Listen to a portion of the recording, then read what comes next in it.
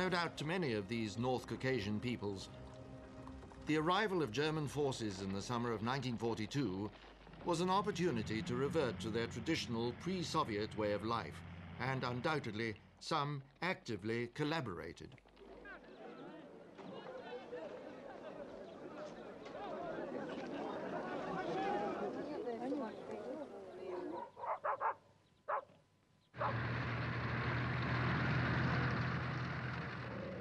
But with the return of the Soviet forces in 1944, the mountain peoples, Ingushi, Balkars, and above all Chechens, are rounded up in dawn raids of new horror.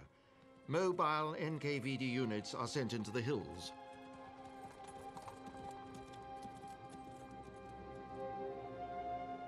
Whole peoples, uncomprehending of their guilt, are marked down for punitive deportation.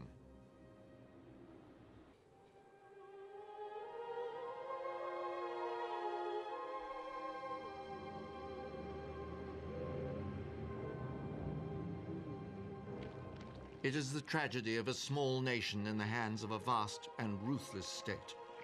They're dragged from their homes, their lifestyle destroyed, leaving whole areas empty of any inhabitants. And when German troops are driven from the Crimea in May, Stalin is convinced the Tatar people have been guilty of collaboration with the enemy. He immediately dissolves the Muslim Autonomous Republic of the Crimean Tatars and punitively deports 400,000 people, men, women, and children. And beyond the misery of shocked and frightened people, the disregard for military needs. This is a time when the Soviet forces need all the transport they can get. Every truck they can muster to maintain the pursuit of the German army at the front. If we examine all the atrocities committed by those former leaders in the NKVD and the NKGB, even a fraction of what is known to us, it makes my blood run cold. As for what they've done, I think there should be charges brought against them for all the crimes they've committed.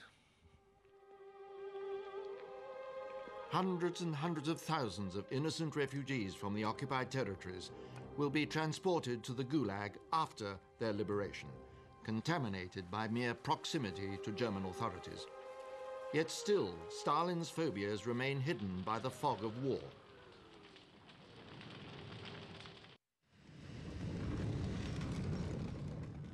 Though his war economy is growing fast, Stalin still has need of the West. These are America's Liberty ships, built with mass production methods, multiplying Allied shipping capacity. The flow of aid to the Soviet Union remains a crucial source of supplies.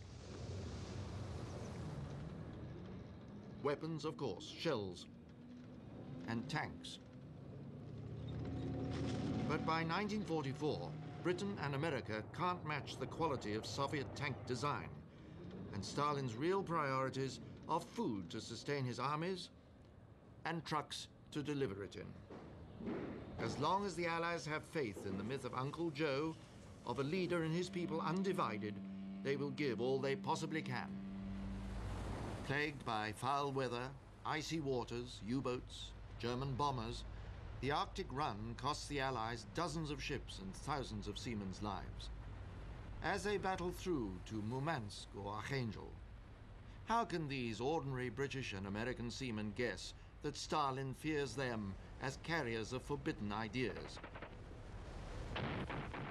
But the struggle with Hitler's empire masks Stalin's true nature from the world.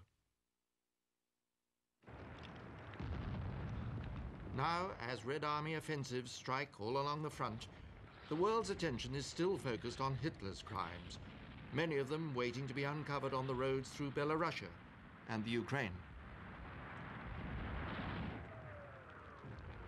Overstretched and overwhelmed, retreating German forces leave the Red Army to reclaim scorched wastelands and rescue people devastated by what they have experienced. In the village of Markov in Belarusia, Valentin Ilkevich remembers. И пока они гнали ее до сарая, детей убивали ее на глазах матери. While they were driving her to the hut, children were being killed in front of their mother's eyes. And all the time the Germans were enjoying themselves.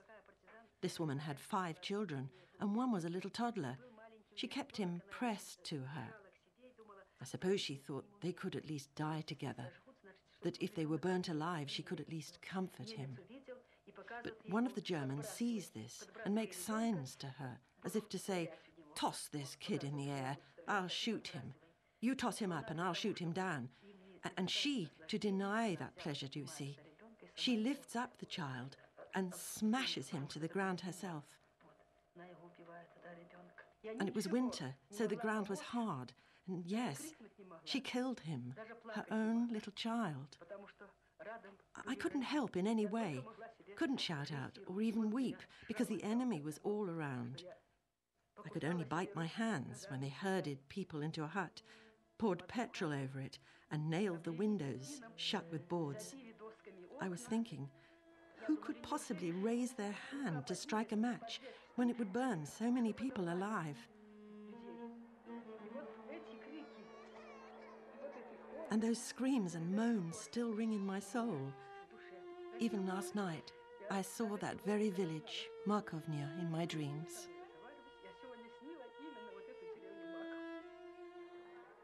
As if the stark facts are not enough to speak for themselves, survivors are filmed again and again. There was a neighbour who came, told us that they had captured her daughter. She didn't want to be transported away. She begged them, "Don't take me away. I'll sing you a song."